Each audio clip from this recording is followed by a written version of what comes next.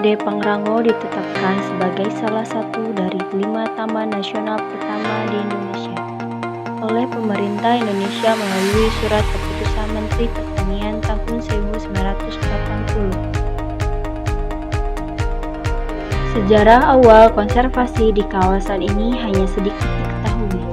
Walaupun hutan dan gunung merupakan bagian dari legenda-legenda di tanah Sunda, tampaknya ada jalur sejarah dari kota tua Cianjur sampai Bogor melalui Cipanas.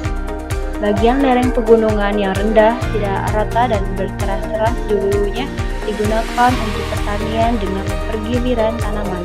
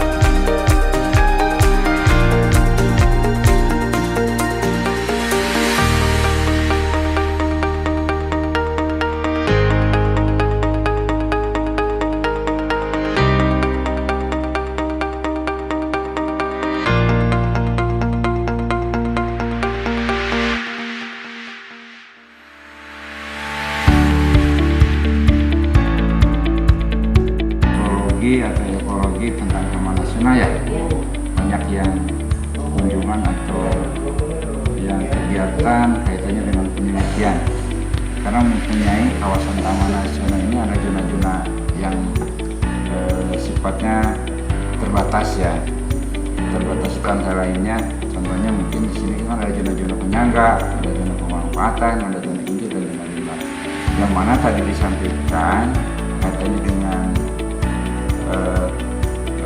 kegiatan itu di zona pemanfaatan dan zona inti dan zona limbah. Nah, zona pemanfaatan adalah zona pemanfaatan itu tempat tujuan untuk wisata ya, dari mulai pintu masuk Cibubur sampai air terjun bahkan sampai puncak Gunung Gede. Kemudian kalau di zona inti itu adalah untuk pendidikan dan sebagainya. Zona limbahnya juga demikian.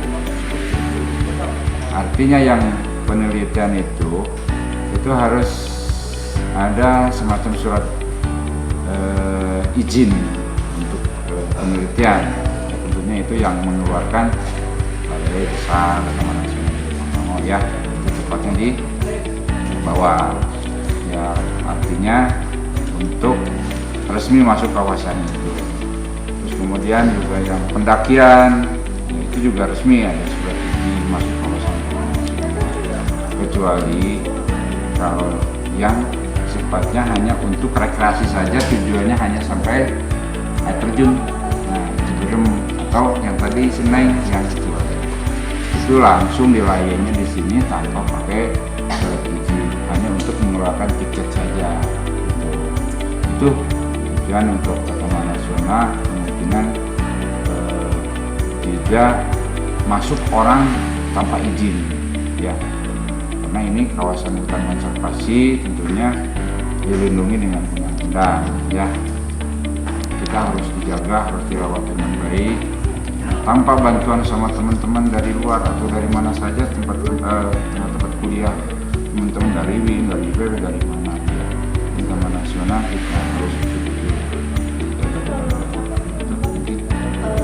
Per tahunnya ada pembangunan baru ke ya, jadi kita ada tempat sarana yang ada, salah satu contoh kemungkinan dari mulai pintu masuk sampai terjun itu ada ya, tentunya dengan adanya perbaikan atau renovasi atau perbaikan pariwisata yang sekiranya kerusakan sarana yang ada. Ya, salah satu contoh di Telaga Biru, terus kemudian di Panjangan, bahkan sampai puncak juga tempat peristirahatan. Kalau buat pembangunan sarana itu tuh mengganggu habitat yang ada kan? Kita yang sistemnya tidak pakai tenaga-tenaga yang sifatnya mengganggu ekosistem atau mengganggu tidak ramah lingkungan ya. Maksudnya yang ramah lingkungan. Salah satu contohnya ya kita pakai manual. Ya tidak sama sekali. Nah itu harus kita karena posisi kawasannya kawasan hutan konservasi. Ya artinya harus dalam yang ramah lingkungan. Berarti habitat yang ada kayak seluruh kayak gitu kan di atas ya? Jadi itu nggak sampai digas kan? Ya insya Allah enggak lah. Kecuali kalau mesinnya pakai mungkin generator atau generator yang itu ya bisa jadi. Itu akan mengganggu Kan di sini banyak yang masyarakat sekitar. Ya, jadi kita memerlukan ya misalkan pendakian baik yang mau kemana kegiatan semacam penelitian dan lain sebagainya. Itu kita merangkul masyarakat sekitar sini.